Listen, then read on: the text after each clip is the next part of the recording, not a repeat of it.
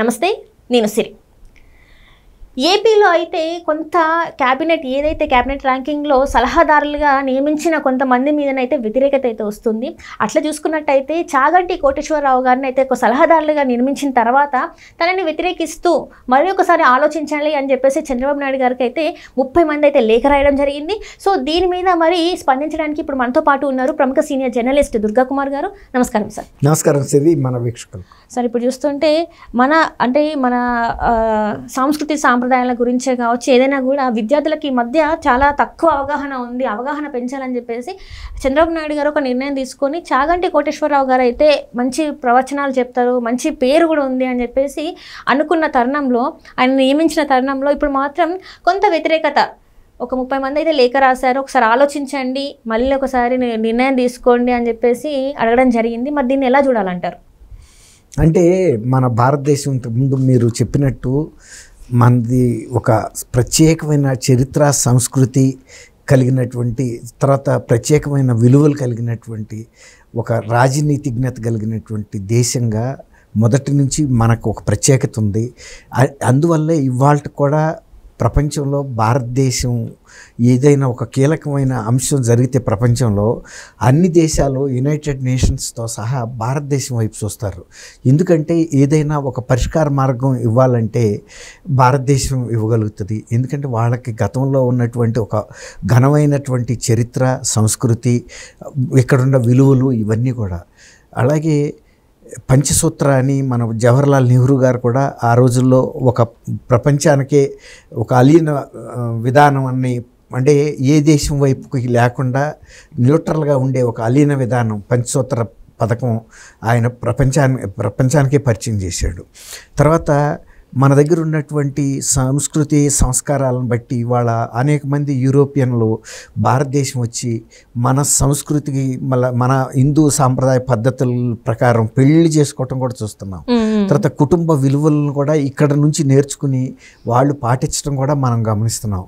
గతంలో యూరోపియన్లో సంస్కృతి కొంత భారతదేశం వాళ్ళు అక్కడికి వెళ్ళిన తర్వాత అమెరికాలో కానీ, వాళ్ళు ఇక్కడికి వచ్చిన తర్వాత కానీ, ఇక్కడ చదువున తర్వాత ఇవాళ మీరు కాశీ వెళ్ళండి, మన దేశస్తుల కన్నా కూడా విదేశస్తులు ఎక్కువ మంది ఉంటున్నారు. ఇక్కడ ఏ పుణ్యక్షేత్రాలకు వెళ్ళినా అంటే అది భక్తి అనే కాదు, ఒక నైతిక విలువలకు సంబంధించిన ఒక క్యారెక్టర్, మనిషి యొక్క వ్యక్తిత్వం, వీటన్నిటినీ కూడా వాళ్ళు కూడా గమనిస్తున్నారు. అనేక సార్లు పాఠ్యాంశాలు కూడా భగవద్గీతని పెడుతున్నారు. అసలు భగవద్గీత కన్నా మించిన రాజనీతిజ్ఞత ఇంకా ఎప్పుడు ఎక్కడా లేదు. పర్సనాలిటీ డెవలప్మెంట్ అని కూడా ఇవాళ డేల్ కార్నే లాంటి ప్రపంచవ్యాప్తంగా ప్రముఖులు అనేక వ్యవస్థలు, సంస్థలను పెట్టారు, పుస్తకాలు రాస్తున్నారు. వ్యక్తిత్వ వికాసానికి సంబంధించిన క్లాసెస్ విదేశాల్లో కూడా, అన్ని దేశాల్లో కూడా ఇస్తున్నారు. మన దేశంలో మరి ఆ రోజుల్లో అర్జునుడికి ఒక డిప్రెషన్లోకి వెళ్ళినప్పుడు ఆయన్ని బయటకు తీసుకురావటానికి కృష్ణుడు చెప్పినటువంటి అది ఒక పర్సనాలిటీ డెవలప్మెంట్. తర్వాత ఒక డిప్రెషన్ నుంచి బయటకు తీసుకురావటానికి ఒక కౌన్సిలింగ్.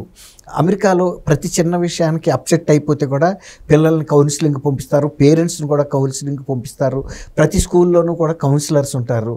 అట్లాగే నేను లైలా కాలేజీలో చదివాను. మాకు మోరల్ క్లాసెస్ ఉండే ఆ రోజుల్లో. ప్రతి శనివారం లాస్ట్ అవర్ మోరల్ క్లాసు, ఒక 1 అవర్.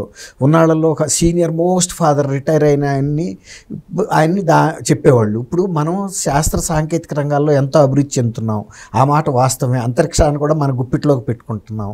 కానీ మనకు ఒక వ్యక్తిత్వం అనేది లేకుండా పోతే మనము అనేక వ్యసనాలకి బానిసలైతే, లేకపోతే మత్తు పదార్థాలకి బానిసలైతే, తర్వాత మన తల్లిదండ్రుల్ని మన సమాజం పట్ల ఒక బాధ్యతగా వ్యవహరించకపోతే, ఇంత శాస్త్ర సాంకేతికతను మన గుప్పిట్లోకి తీసుకుని కూడా మనం ఏం సాధించినట్టు?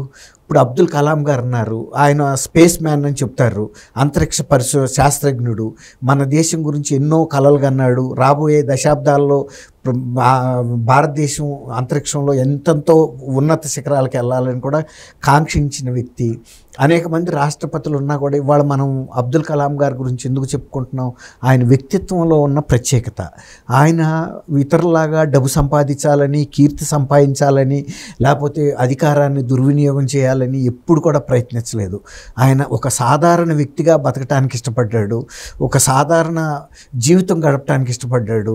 రాష్ట్రపతి భవన్లో ఉన్నా కూడా ఆయన అతి సాధారణమైన ఆహారాన్ని స్వీకరించాడు, సింపుల్గా బతికాడు. అంత పెద్ద ప్యాలెస్లు ఉన్నా ఆయన లగ్జరీస్ అన్నిటిని కూడా కట్ చేశాడు. గతంలో ఉండే కొన్ని సాంప్రదాయాలను కూడా ఇవన్నీ అక్కర్లేదు, సింపుల్గా ఉండేవాడిని. అట్లాగే వాళ్ళ సొంత అన్నదమ్ములను కూడా అక్కడికి తీసుకెళ్తే కూడా ఆ ఖర్చులను కూడా ఆయన జేబులో నుంచి పే చేశాడు. ఇవాళ కూడా వాళ్ళ అన్నదమ్ములు బ్యాటరీ లైట్లు గొడుగులు బాగు చేసుకుని బతుకుతున్నారంటే అసలు వాళ్ళ బ్యాటరీ లైట్లు గొడుగులు ఎక్కడన్నా వాడుతున్నారా? అవి ఎప్పుడు రిపేర్లు వస్తున్నాయి, యూజ్ అండ్ త్రో పరిస్థితికి వచ్చింది. ఎలక్ట్రిక్ ఛార్జింగ్ లైట్స్ వచ్చేసినాయి. అయినా కూడా వాళ్ళు వాళ్ళ కుటుంబ వృత్తినే ఆధారంగా చేసుకుని బతుకుతున్నారు తప్ప మా తమ్ముడు రాష్ట్రపతిగా చేశాడని చెప్పి గ్యాస్ ఏజెన్సీలో ఇంకా ఏవో పైరువీలో చేసుకుని అయితే బతకట్లేదు. కాబట్టి ఎంత మనం శాస్త్ర సాంకేతిక అభివృద్ధి చెందినా కూడా యువత సరైన మార్గంలో ఉండాలి, ప్రజలందరూ కూడా మంచి మార్గంలో ఉండాలి. ఇప్పుడు గతంలో ఉన్న ప్రభుత్వం ఇవన్నీ కూడా కాలదన్ని కేవలం డబ్బే సంపాదనని వైఎస్ఆర్సీపీ నాయకులు గంజాయిని బాగా ప్రోత్సహించారు. అది మన ఆంధ్రప్రదేశ్లోనే కాదు, దేశంలో అనేక ప్రాంతాల్లో దొరికినప్పుడు కూడా ఇది ఎక్కడి నుంచి వచ్చిందంటే ఆంధ్రప్రదేశ్ మూలాలు చెప్పారు. అట్లా విదేశాలకు కూడా వెళ్ళిందని కూడా ఇప్పుడు బయటికి తెలుస్తుంది. అలా ఇప్పుడు మన యువత అట్లాగే పంజాబ్లో కూడా ఉడతా పంజాబ్ అని అంటారు, డ్రగ్స్ పంజాబ్ అయింది. ఇప్పుడు మన యువతను మనం కాపాడుకోకపోతే దేశ భవిష్యత్తు ఎవరి మీద ఆధారపడి ఉంది? అట్లాంటి పిల్లర్స్ని స్ట్రెంగ్తనింగ్ చేయటం కోసం, పిల్లర్లని సరైన దోవలో ఉంచడం కోసం ఈయన్ని కోటేశ్వరరావు గారిని పెట్టారు. ఆయన పురాణాలు చెప్పమని చెప్పలేదు, నైతికంగా మన భారతీయ విలువలు, సాంప్రదాయాలు, వ్యక్తిత్వ వికాసానికి సంబంధించిన నైతిక విలువల సలహాదారుగా పెట్టారు. ఆయన ద్వారా యువత మరీ ముఖ్యంగా గత 5 ఏళ్లలో యువత ఎంత పెడదోవ పట్టింది.